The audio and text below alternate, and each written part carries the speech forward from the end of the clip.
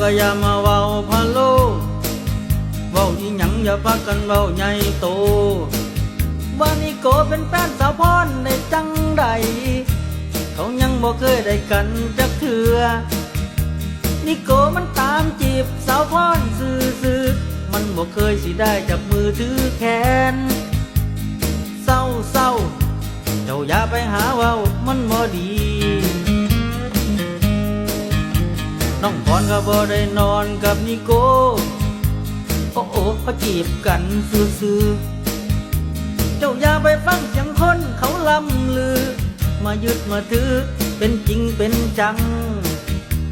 น้องพรสิเป็นจังใดก็สร้างค่อยก็ยังอยากได้น้องพรอ่อนซ่อนอยากรู้ว่าน้องพรสนอายบ่จะมันจบมันงามจะมันดังเนาะไปเหี่ยวใส่หัวสวนให้ได้เด้อ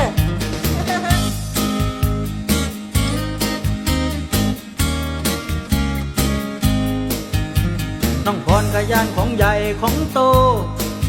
ไอ้นิโกก็บ่ได้เห็นขาอ่อนผู้ใดก็เว้าแต่เรื่องของน้องพรอ่อนซ่อนน้องพรจะแม่นดังหลายคันได้น้องพรเป็นเมียก็ดีดอกสิบอกสิเว้าให้หมู่เจ้าฟังให้ฟังเด้อคันน้องพรเผลอก็เสร็จคอย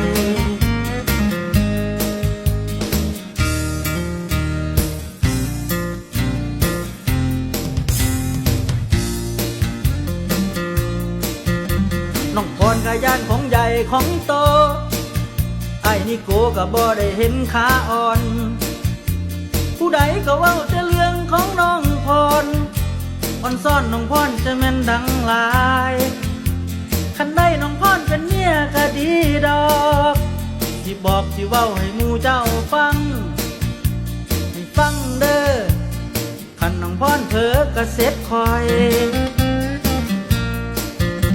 ให้ฟังเด้อคันน้องพรเผลอก็เสร็จคอย